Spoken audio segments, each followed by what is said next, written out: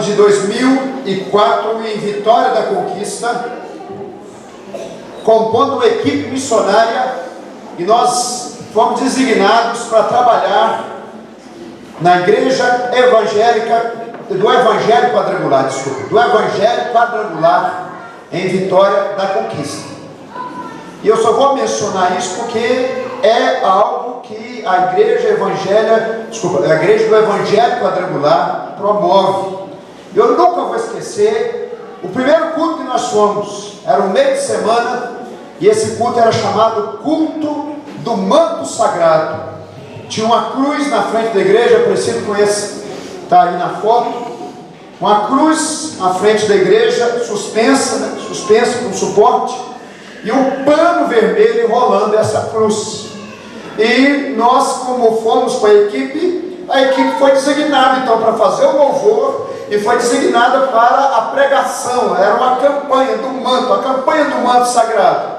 E meu líder então prega a palavra, uma palavra bíblica, uma palavra do Senhor, que é o nosso irmão Robério. O Robério naquela época estava recém-casado, na lua de mel, foi para a missão e trouxe uma palavra do Senhor. Eu fiquei satisfeito, mas fiquei ao mesmo tempo incomodado, porque acabou a mensagem, o pastor chama as pessoas à frente, começa a ungir a testa dessas pessoas com óleo e pedir que as pessoas passassem em torno dessa cruz, com esse manto, e tocassem nessa cruz, tocassem no manto envolvido na cruz. Aquela mensagem bíblica se desfez toda ela nesse misticismo que não vale nada, desculpa a sinceridade, mas vou falar de forma aberta, porque isso é promovido constantemente por essa denominação. Se não fosse público, eu não falaria, tá, gente? Não falo, quem me conhece sabe disso, eu não gosto de expor nada que não é público.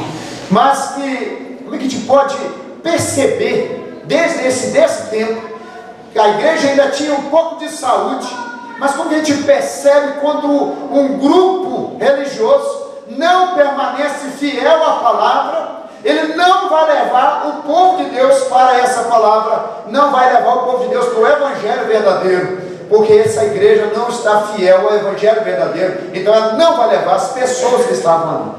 Toda a mensagem bíblica abençoada que veio ao coração da igreja se desfez no misticismo, e parecia aquela magia. As pessoas passavam o óleo na testa, tocavam nesse manto e passavam na testa, assim, no corpo. Era a campanha do manto sagrado. Nossa mensagem de hoje vai falar exatamente sobre isso.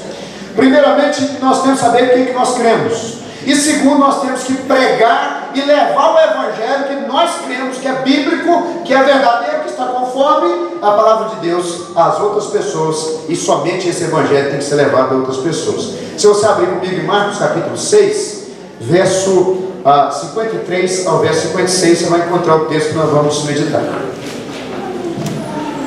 Marcos capítulo 6, verso 53 ao verso 56. Parece que está errado aí, né? Você me desculpe. Troca para mim, então você pode? Eu deve ter esquecido de alterar. É o capítulo 6, verso 53. É a continuidade da nossa série de exposições no Evangelho segundo Marcos. Hoje chegando aí no final do capítulo 6. Capítulo 6 é conhecido como capítulo sem fé. O capítulo 5 é conhecido como capítulo da fé. O capítulo 6, todo ele descreve expressões de incredulidade. Depois eu vou passar com vocês sobre isso. Mas ao final a fé triunfa. Então o tema dessa mensagem é o triunfo da fé. Porque todo o capítulo 6 ele é composto de expressões de incredulidade do povo de Nazaré, do rei Herodes, dos discípulos, mas ao final a fé triunfa nesse texto que nós estamos lendo aqui agora. Diz o texto, olha: estando já no outro lado, chegaram à terra em Genezaré, onde aportaram ou ancoraram. Saindo eles do barco, logo o povo reconheceu Jesus. Vamos ler comigo o verso 54. Eu peço para você ler um pouco mais alto, para a gente ficar bem na fita. Nós estamos gravando a nossa mensagem, e graças ao Senhor essa mensagem tem alcançado muita gente através do Facebook. Não sei se José hoje conseguiu transmitir o louvor, mas nós fizemos a transmissão num trechinho do louvor aqui, e tivemos vários e vários acessos, e as pessoas pedindo para que continuasse. Então Deus tem abençoado a nossa igreja para que alcance outras pessoas através da internet também. Vamos ler o verso 54. Saindo eles do barco, logo o povo reconheceu Jesus. E percorrendo toda aquela região, traziam em leitos os enfermos, para onde ouviam que ele estava. Onde quer que ele entrasse nas aldeias, cidades ou campos, punha os enfermos nas praças do mercado, rogando-lhe que o deixasse tocar, ao menos na orla da sua veste. E quantos a tocavam, saíam curados. O verso 56, numa outra versão, que eu gosto muito, diz o seguinte: onde quer que ele fosse ministrar, povoados, cidades ou campos, a população trazia os doentes para as praças, e imploravam-lhe que pudesse ao menos tocar na borda do seu manto, e todos que nele tocavam eram curados. Por que eu estou enfatizando isso? Você vai entender depois. Nós estamos estudando o Evangelho de Marcos há algum tempo, e nós estamos vendo que o Evangelho de Marcos é dividido em duas partes. A primeira parte, ele revela Jesus aqui mostrando através de várias manifestações da autoridade dele sobre enfermidade, sobre demônios, sobre a própria criação, que ele de fato é ungido do Senhor. Ele é o rei que veio para reinstaurar o reino de Deus novamente na criação que caiu no pecado. A segunda parte, nós vamos entrar daqui uns dias, vai falar do reino de Deus, agora o reino redentor, o reino que é instaurado por meio da fé no sacrifício realizado na cruz, em meu lugar, em seu lugar. Esses dois aspectos estão aí explicados bastante no Evangelho de Marcos. Vamos chegar e vamos tratar bastante isso, para a gente ficar bem convicto que o Senhor Jesus é de fato o rei de Israel, é o rei do povo do Senhor. Nós passamos então no capítulo 6, e nós iniciamos o capítulo 6 mostrando, se você olhar no capítulo 6, de 1 a 6, que o Senhor visitou a terra dos seus conterrâneos, a terra de Nazaré. E ali as pessoas olharam para ele e disseram: não é este o filho do carpinteiro? Não é este que cresceu conosco? E diz o texto que eles rejeitaram a Jesus porque eles ficaram escandalizados com aquilo tudo que Jesus fazia. E esse escândalo que eles tiveram então acerca de Jesus impediu, se tornou em incredulidade, impediu que Jesus realizasse ali milagres, a não ser curar alguns poucos enfermos impondo as mãos. O Senhor Jesus, vendo então que a incredulidade estava impedindo que a obra dele continuasse, no capítulo 6, verso 7, ele envia os discípulos a pregar. E os discípulos saem a pregar, a ungir as pessoas e a curar enfermos e expulsar demônios. E eles pregavam arrependimento. Logo depois, o povo começa a questionar então, porque o nome de Jesus se tornou notório, o nome de Jesus se tornou famoso, se esse não seria a ressurreição de um profeta, ou até mesmo de João Batista. O tema da ressurreição passou então a ser discutido entre as pessoas. Alguém ressuscitou, alguém muito poderoso ressuscitou no corpo desse homem chamado Jesus de Nazaré. Tem algum dos profetas de antigamente. E o povo então vai questionar se Jesus era a ressurreição de algum profeta, principalmente o profeta Elias, ou depois, mais para frente, o profeta João Batista. Depois, no capítulo 6, pouco mais para o meio do capítulo, o Senhor Jesus realiza o chamado milagre dos pães, onde ele mostra para os discípulos, e principalmente para as pessoas que estavam ali, que ele era o pastor do povo de Deus. Todo o milagre dos pães mostra esses detalhes que levam a gente a entender que o Salmo 23 estava se cumprindo em Jesus.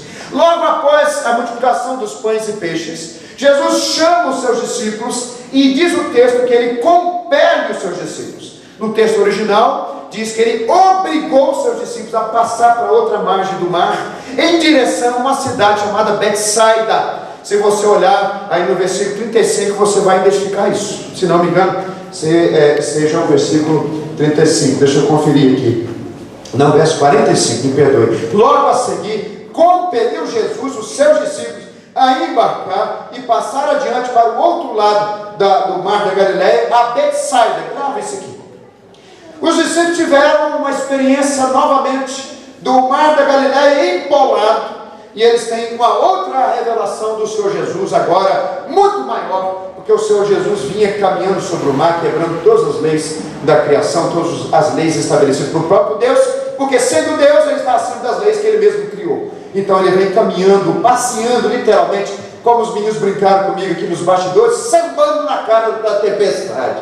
sambando na cara da tempestade, mostrando que para Jesus a tempestade não era nada, ele estava no controle de todas as coisas. Aí chega então o texto que nós lemos, que relata a visita de Jesus a uma cidade chamada Genezaré, que quer dizer harpa, um lugar conhecido, muita fertilidade, muita produção. Os historiadores dizem que nenhuma planta que plantasse em Genezaré morria. Tudo que plantava ali frutificava, rendia e prosperava. Genezaré é conhecida como um lugar fértil. Vamos guardando esses detalhes, depois nós vamos juntando todas as coisas. Jesus chega em Genezaré. E aqui que está o detalhe. Porque o leitor leigo, que não conhece um pouco a geografia das terras da Bíblia, não percebe essa diferença. Se você olhar no versículo 45, Jesus obrigou os discípulos a ir para Betsaida. Só que eles chegam do outro lado a Genezaré. Pastor, melhorou, agora eu entendi tudo, na verdade, não entendi nada. Quando você olha no mapa, Betsaida está aqui, Genezaré está aqui. Então olha só, eles no meio do mar tiveram uma tempestade e o vento da providência de Deus virou o barco. Eles estavam rumando a Betsaida, que estava mais ou menos aqui no mapa. O vento da providência de Deus virou o barco e vieram para cá. E chegando ali, a graça do Senhor, o poder do Senhor Jesus se manifesta e muitas pessoas são curadas, e principalmente das suas enfermidades. Eu queria fazer um parênteses com vocês e pegar esses pontos, ligar esses pontos com vocês. Volta comigo lá no começo do capítulo 6. Olha que interessante. Isso aqui é uma ligação que eu estou fazendo com você para você entender que Marcos, ele foi montando. Olha aqui para mim primeiramente. Quando nós lemos a Bíblia, nós temos duas dimensões de texto. A primeira dimensão é o relato dos fatos, o que você está lendo aqui pura e simplesmente. Essa dimensão aqui mais básica dos fatos que estão relatados, Jesus curando, Jesus expulsando demônios, Jesus pregando, os fatos estão aqui. Só que nós não podemos esquecer que quem escreveu esses fatos foi inspirado pelo Espírito Santo, da mesma forma que quem escreveu Atos, da mesma forma que quem escreveu as epístolas, quem escreveu o Apocalipse. Nós não podemos esquecer que quem escreveu o Evangelho foi um autor, inspirado pelo Espírito Santo. Ele tinha um propósito quando ele enviou esse Evangelho para uma igreja. Então nós temos a segunda dimensão, que é a dimensão do autor. Ele pega esses textos e vai costurando esses textos, e esse texto se torna então uma ponte que vai transmitindo uma mensagem. Essa ponte então transmite uma mensagem, e ele vai montando esses textos inspirados pelo Espírito Santo para que essa mensagem então possa chegar lá na frente. E o mais interessante então que Marcos aqui pretende, segundo o meu entendimento, tá gente, meu mesmo, pastor Juliano, a minha experiência no estudo da palavra, a ideia que Marcos quer passar de como que Deus virou ali o vento da sua graça, para que outras pessoas pudessem receber o Evangelho de Jesus também. E vai entender o que aconteceu conosco. Por quê? Porque primeiramente o Evangelho foi destinado ao povo judeu. Mas o povo judeu, rejeitando Jesus, o vento da graça vira e a mensagem do Evangelho se espalha para todas as nações. Veja se é isso que o texto diz. Jesus visita a terra natal do seu povo. Ali ele está entre os seus, e os seus o rejeitam. Mesma coisa que aconteceu com Jesus quando ele vem para o povo judeu, e o povo judeu não recebe como rei, não o confessa como Messias, e o rejeita. Logo depois, diz o texto que Jesus envia então os discípulos para pregar. O que acontece na história bíblica? Quando Jesus é rejeitado, ele é crucificado. Logo após a sua crucificação, no terceiro dia, ele ressuscita e envia os discípulos a pregar o Evangelho a todas as nações, começando em Jerusalém. Parece que Marcos ele está reprisando a história bíblica, para a gente entender que, da mesma forma que no início o Evangelho foi direcionado ao povo judeu, mas devido à rejeição desse povo judeu, o vento da graça do Senhor envia então a mensagem do Evangelho a outras nações. É o que nós devemos entender o que aconteceu conosco. Nós só recebemos o Evangelho, nós só recebemos a mensagem da salvação, só estamos aqui cultuando a Deus, só estamos aqui louvando o Senhor, porque houve um virar do barco da mensagem, que foi para outro povo, que que aquele povo não queria, e então aquele outro povo queria.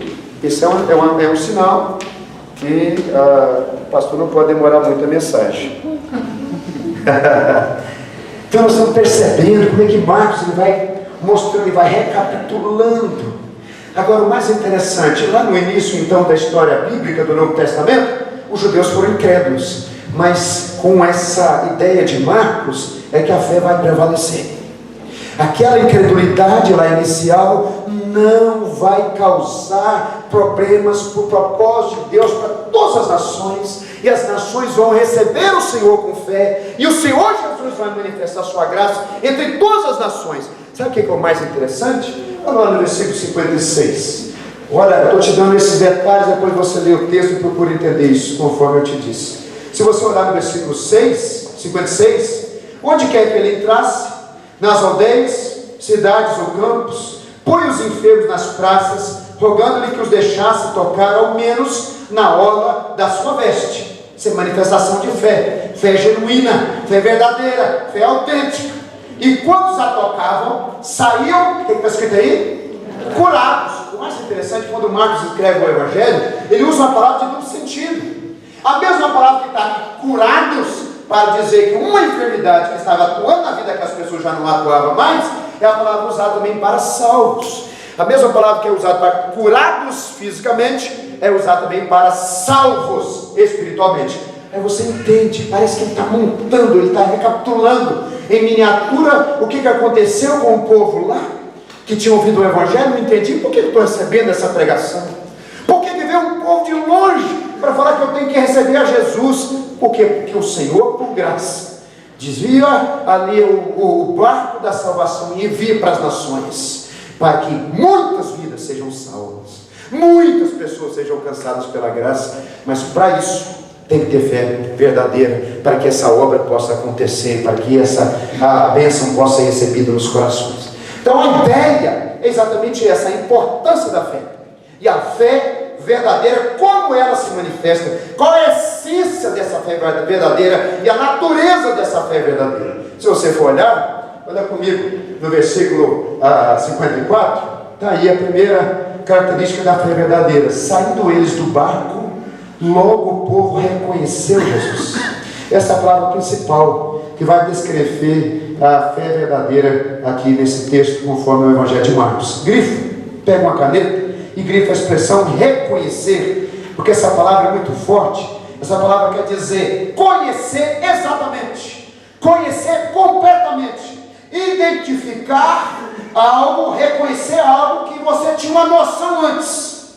Em outras palavras, você já tinha uma percepção antes, tinha uma ideia antes, mas ao se deparar com aquilo, você reconhece, e aquilo se torna completamente conhecido para você. As sombras, as noções se desfazem, o que vai acontecer é um reconhecimento completo, é um reconhecimento verdadeiro. A ideia é exatamente essa. Essa é uma palavra muito forte. É a palavra usada, por exemplo, em Mateus 11, 27, quando diz que ninguém conhece o Pai senão o Filho, e ninguém conhece o Filho senão o Pai, e aquele a quem o quiser revelar. Então é um conhecimento profundo, é um conhecimento verdadeiro e é um conhecimento real. A primeira característica da fé verdadeira, conforme esse texto, começa lá com a rejeição incrédula do povo de Nazaré. Chega aqui em Genezaré, o povo recebe a Jesus, mas eles recebem a Jesus, o Senhor Jesus opera, porque eles reconheceram quem Jesus era. Sabe o que é o mais interessante? O mais interessante é que o Evangelho nunca vai descrever uma visita de Jesus nessa cidade. Essa cidade que era fértil nas plantações, fértil na produção, na agricultura, nunca tinha recebido uma visita física de Jesus. Mas o que eles tinham recebido era a propagação dos milagres, dos testemunhos do que Jesus fez, daquilo que Jesus operava ao redor. Foi chegando lá, as sementes foram alcançando a terra fértil do coração dos gerazenos, e foi criando ali raízes, e quando Jesus chegou, eles identificaram. Imagina só você ouvindo: olha, na região próxima aqui há um que está curando, na região próxima aqui há um que está operando grandes milagres, na região próxima aqui tem um que ressuscitou a filha do chefe da sinagoga, da região próxima aqui há um que curou uma mulher que estava 12 anos enferma de uma hemorragia. Isso foi chegando, a semente foi chegando. Quando eles veem Jesus então amarrando o barquinho lá, e eles param e pensam o seguinte: quem sabe é ele? E eles vão e contam, tem 1, 2, 3, 4, 5, 6, 7, 8, 9, 10, 11, 12, 13. Eles dizem que ele é seguido por 12 discípulos, tem 13 então que ele é Jesus, só pode ser. E eles reconhecem, a partir dos fatos que eles ouviram, eles reconheceram então que quem tinha colocado os pés ali na margem do lago da Galileia era o próprio Jesus. Eles vão até Jesus, eles reconhecem Jesus. A fé verdadeira que manifestou no coração daquele povo só se manifestou devido ao conhecimento de Jesus que foi atingindo ao coração daquelas pessoas.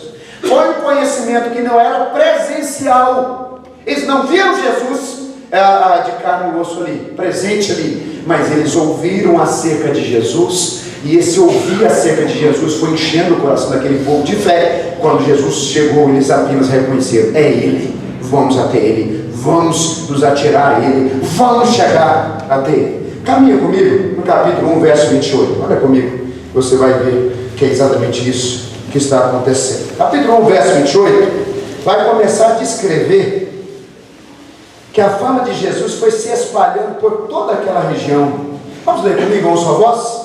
Todos. Então correu célere a fama de Jesus em todas as direções, por toda a circunvizinhança da Galileia.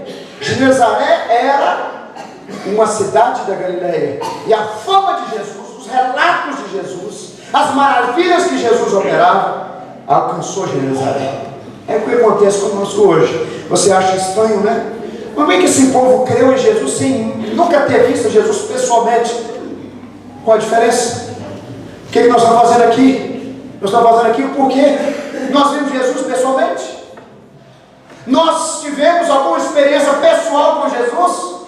Tudo que queremos de Jesus não é por causa do relato, do testemunho de outras pessoas. Esse povo de Genezaré só conheceu Jesus por causa de relatos. Quando Jesus pisa ali, eles entendem: Ele é o homem, Ele é o Senhor, Ele tem o poder, Ele é o Rei, eles fazem milagres. E eles reconhecem devido à noção daquilo que eles já tinham. Olha comigo no capítulo 1, verso 45. Esses milagres foram espalhando e foram tomando conta dos corações. A semente do Evangelho foi sendo espalhada. A gente nunca pode esquecer que a verdadeira fé, ela nasce por meio da palavra.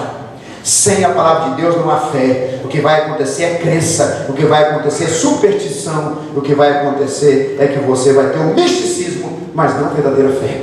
Olha o verso 45. Mas tendo ele saído, entrou a propalar a cura do leproso, muitas coisas, divulgar a notícia, a ponto de não mais poder Jesus entrar publicamente em qualquer cidade, mas permanecia fora em lugares ermos, e de toda parte vinham ter com ele. Abre só mais um versículo, no capítulo 6, no versículo 14, capítulo 6, verso 14. A natureza da verdadeira fé é que essa fé reconhece quem Jesus é. Sem conhecimento, sem você saber quem Jesus é, você nunca terá fé verdadeira para a salvação e para fluir as bênçãos de Deus na sua vida. Capítulo 6, verso 14 fala assim: olha, chegou isto aos ouvidos do rei Herodes, porque o nome de Jesus já se tornara notório, e alguns diziam: João Batista ressuscitou dentre os mortos, e por isso nele operam forças miraculosas. Mas a primeira parte que diz o seguinte: o nome de Jesus já se tornara notório. O nome do Senhor Jesus se espalhou por toda aquela região. Onde eu quero chegar com você, eu quero chegar numa coisa muito simples. Você vai viver qual a experiência? Qual a experiência vai ser a sua? Porque o capítulo 6 começa com o povo de Nazaré. O povo de Nazaré era um povo que tinha crescido com Jesus. O povo de Nazaré era um povo que conviveu com ele. O povo de Nazaré era um povo que estava acostumado com ele. O povo de Nazaré era um povo que ouvia o seu ensino e questionava o seu ensino.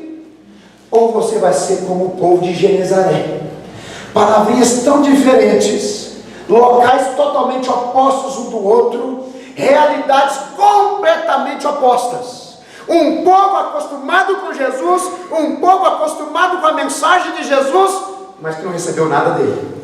Genezaré era um povo que não tinha recebido a presença de Jesus. Genezaré era um povo que nunca tinha recebido uma visita de Jesus, mas um povo que foi sendo cheio pelas sementes da palavra. Quando ele chega, ele se abre por completo e recebe as manifestações do poder do Senhor Jesus. O que você vai viver para a sua vida? Qual vai ser a sua experiência? A experiência de Nazaré, que é o costume consagrado.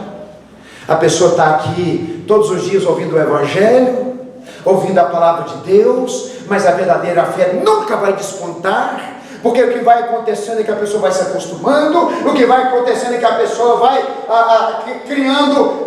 caindo na mesmice e no comodismo. Ou você vai viver a verdadeira fé, como nós temos visto cada vez mais pessoas vindo até Jesus. Gente que foi criado longe do Senhor. Esse que está pregando para vocês foi criado longe do Senhor, mas no momento da vida dele, a palavra, que as sementes que já estavam caindo no percurso da minha caminhada da vida, foi criando raízes e foi brotando. E hoje eu estou pregando aqui para vocês que Jesus é real e que você tem que ter fé verdadeira nele. E para que você tenha fé verdadeira nele, você tem que conhecer quem é Jesus. Olha aqui para mim, gente. Em termos de fé, não em termos de testemunho, mas em termos de fé, a nossa fé não tem diferença nenhuma desse povo. Nenhuma. Porque eles só reconheceram porque já conheciam antes. Eles só testificaram porque já tinham as noções antes. Então nós todos aqui estamos na mesma posição. Ninguém de nós aqui esteve presente pessoalmente com Jesus, mas temos as mensagens do Evangelho na nossa mente e no nosso coração. Onde eu quero chegar é que nós também podemos viver essas experiências de fé. Nós também podemos viver a grandeza dessas experiências, porque a nossa fé não é diferente da fé deles. Nossa fé é a mesma fé, é a mesma certeza, é a mesma confiança, é tudo aquilo que nós precisamos ter, unicamente fé em Jesus Cristo e na pessoa dele, no poder dele e na obra dele. Nós podemos viver a grandeza dos milagres do Senhor, das obras do Senhor, porque a fé é uma só. Indiferentemente, de situações, de locais, quem crê verdadeiramente crê de igual modo. E você vai ser canal de Deus, para que a graça dele e o poder dele se manifeste na sua vida e através da sua vida. A primeira característica então da verdadeira fé é reconhecer quem Jesus é saber quem ele é conhecê-lo. Nós estamos enfatizando isso, está ficando até meio aqui enjoado, mas é exatamente isso que nós temos o Evangelho. Se nós não precisávamos conhecer, só precisávamos ficar arrepiado, ou precisava só ficar passando a mão no manto, ou receber óleo na testa, não precisava do Evangelho ter sido escrito. Porque fé para muita gente é arrepio, fé para muita gente é simplesmente crença, é misticismo. Mas fé bíblica parte da semente da palavra que entra aqui e brota aqui e que gera os frutos que a verdadeira fé tem que gerar por meio da semente da palavra. Você conhece Jesus? Como está o seu reconhecimento do Senhor? Como é que tem sido essas noções na sua mente e no seu coração? São apenas noções vagas? São apenas noções distantes? Ou é convicção e é certeza? A gente nunca pode esquecer que quando o autor de Hebreus descreve a fé, ele diz: ora, a fé é convicção de fatos que não se veem. Eu não vi o fato, mas creio com convicção. Eu não caminhei com Jesus, mas sou convicto da verdade, porque essa verdade tomou conta do meu coração e gerou aqui espiritualmente uma certeza, que depois ele termina: ora, a fé é convicção de fatos que não se veem, e a certeza daquilo que se espera. Fé não é apenas misticismo, fé não é arrepio, fé não é crença, fé não é pensamento positivo, fé é convicção, fé é certeza. E sem essa convicção, sem essa certeza, nós não vamos viver a natureza da verdadeira fé e nem experimentar o poder da verdadeira fé dentro de nós. Como que está o seu conhecimento de Jesus? Como é que estão essas convicções dentro de você? Como é que estão essas certezas na sua alma? São certezas vagas? São raízes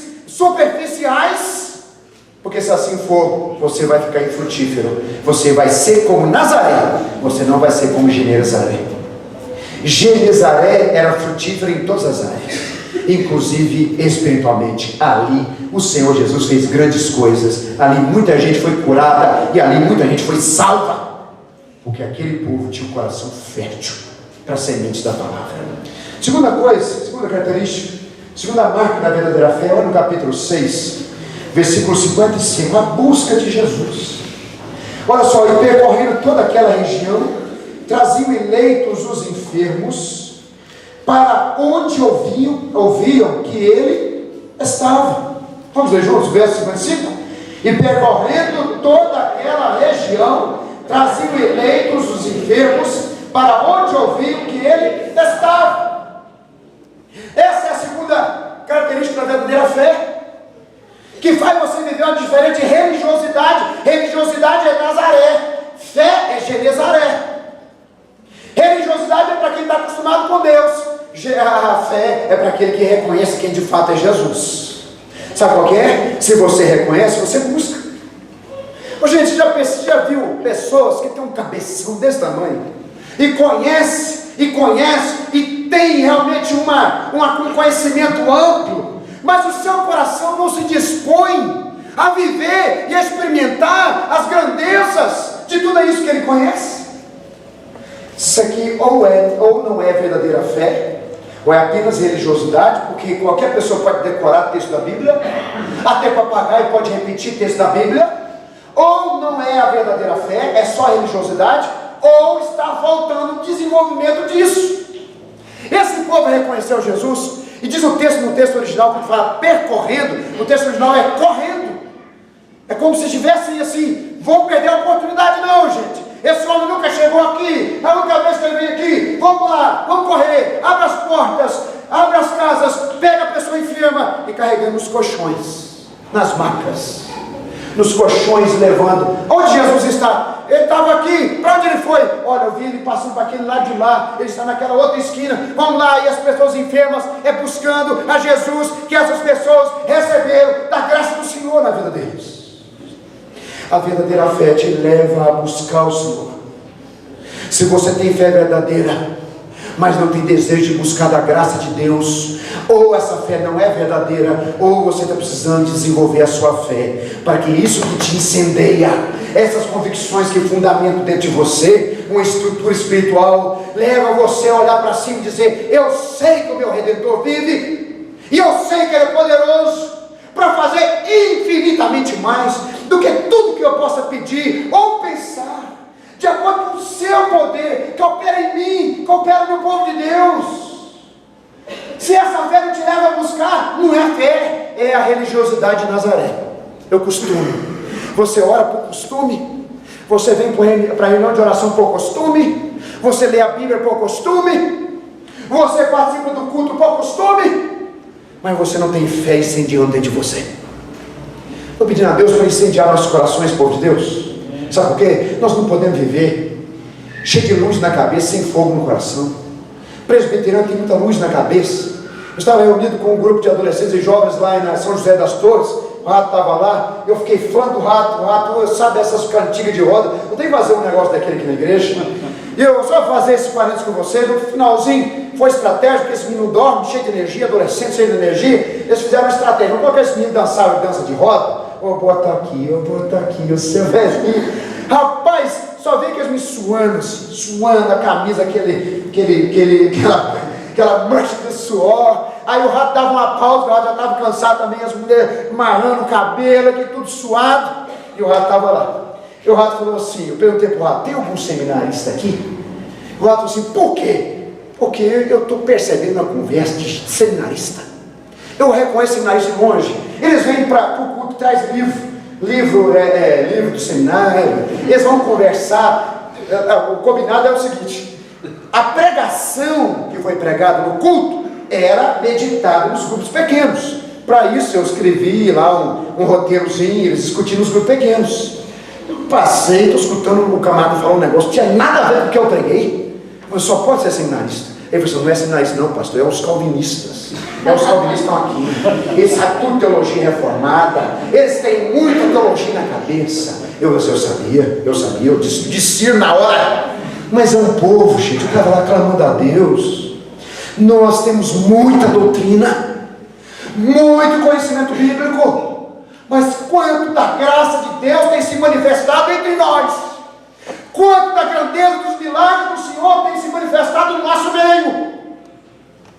Estava lá, Senhor, quem sabe, estava orando, quem sabe agora que o Senhor vai olhar para quase 300 adolescentes e jovens, reunidos aqui, quase todos perdidos, sem Jesus, e o Senhor vai visitar com poder e graça esse local, e tocar o coração desses meninos, e eles voltar para a igreja deles, crentes, convertidos, vivendo a fé como verdadeiros discípulos de Jesus. Se você tem fé verdadeira, você vai buscar.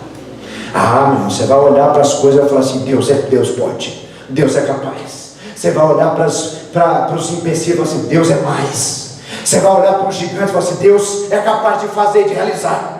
Você vai olhar para os desafios e dizer: o Senhor pode, porque a verdadeira fé te leva a buscar o poder dEle. A verdadeira fé te impulsiona para Ele. A verdadeira fé te incendeia de certeza e de convicção que Ele é capaz e que Ele pode. E nós vamos em busca dEle, aonde Ele estiver. Nós vamos clamar até que Ele atenda. Foi isso que Jesus falou quando Ele usou a parábola da viúva que clamava para um juiz iníquo, e o juiz não atendia. Ela foi importunando, até que um homem disse: eu vou atender essa mulher, porque eu não aguento mais essa mulher enchendo a minha paciência.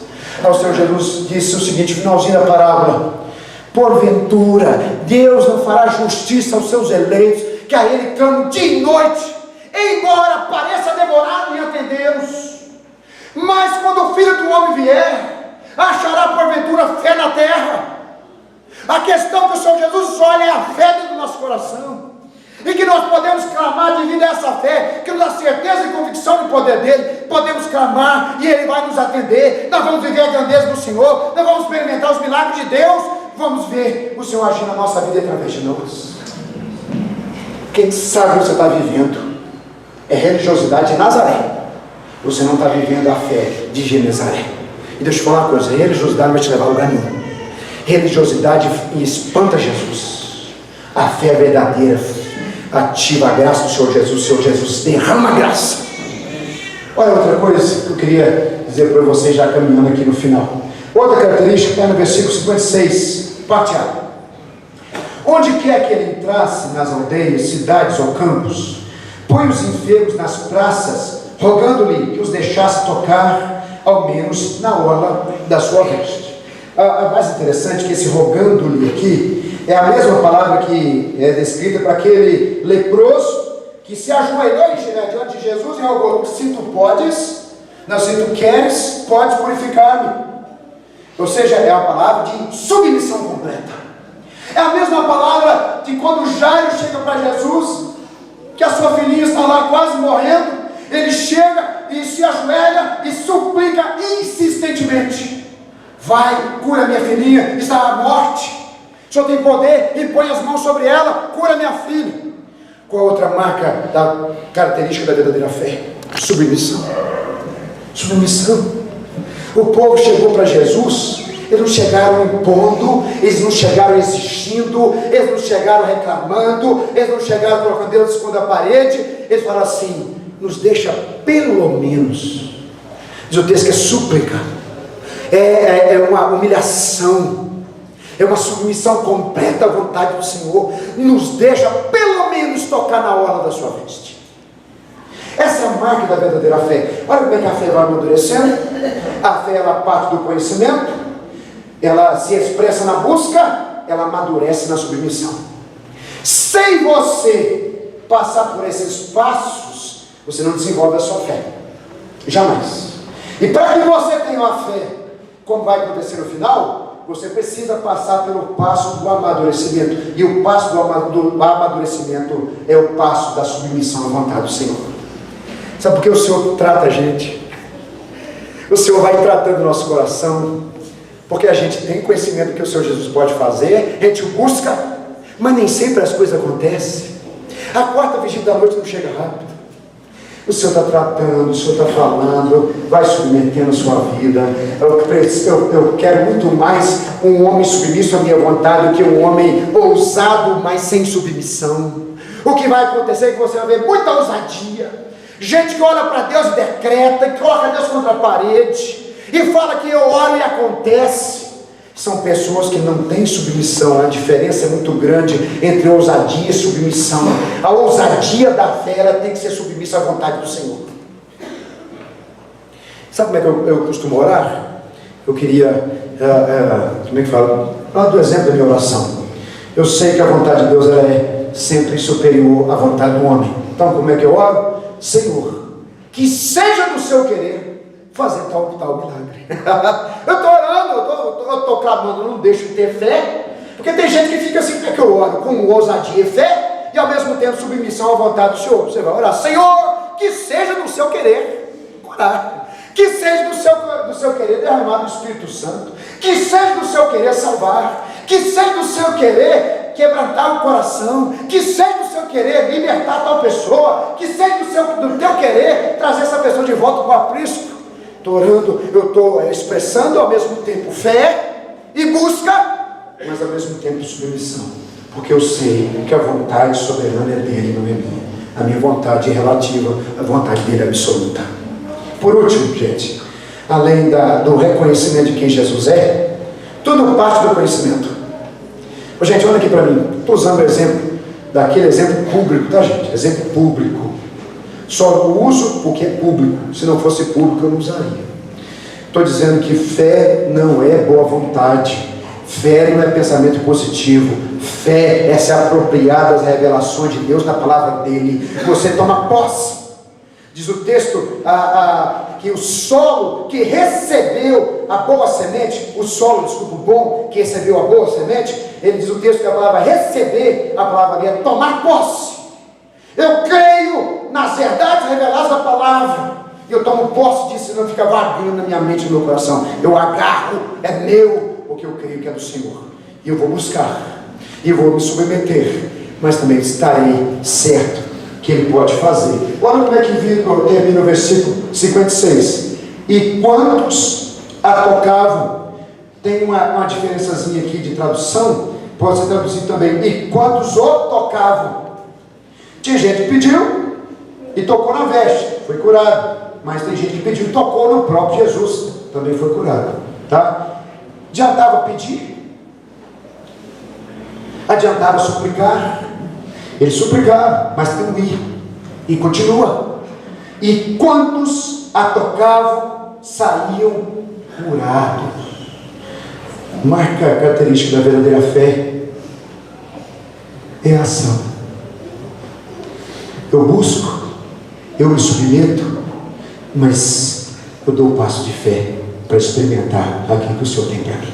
Eu estou certo que Ele vai fazer, uma vez que eu me submeti a Ele, uma vez que o meu coração está alinhado à vontade dEle, eu creio e eu busco, e eu vou dar o passo de fé para que o Senhor faça na minha vida, para que o Senhor faça na minha família, para que o Senhor faça na minha igreja.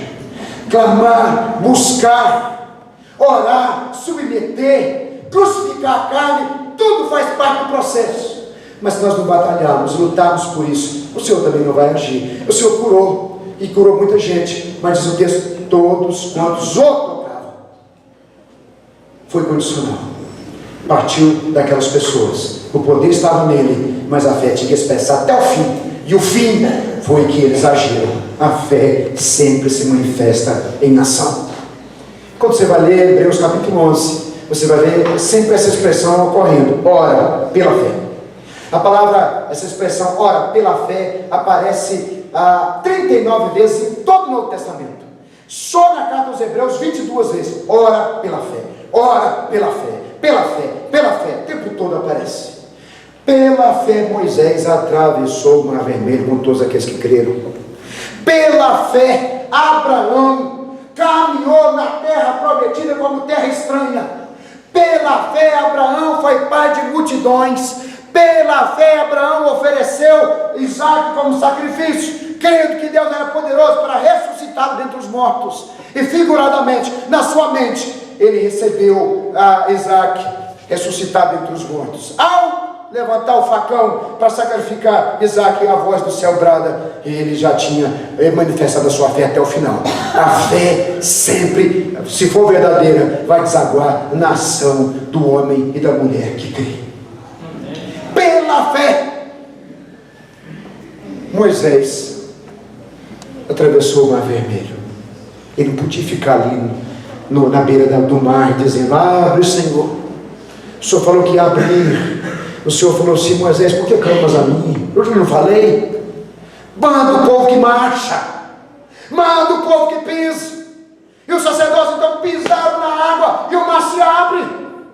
Precisava a fé se concretizar naquele momento. Deus já tinha falado, o povo já tinha crido, mas sem a concretização da fé naquele momento não ia acontecer.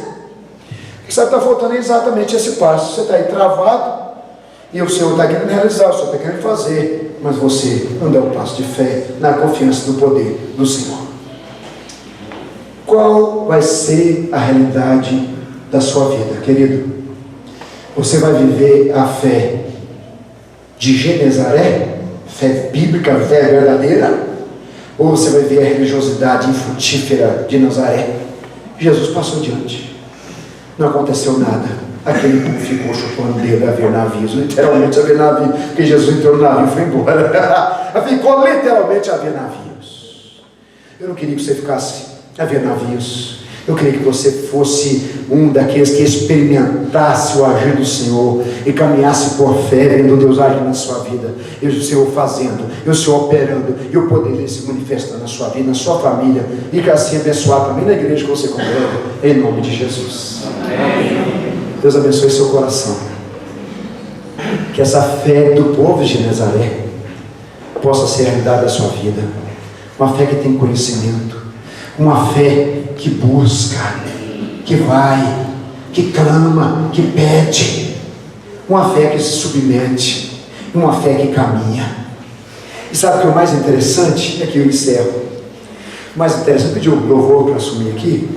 O mais interessante é que nós somos chamados filhos do pai da fé. Abraão é o pai da fé e nós somos filhos de Abraão pela fé.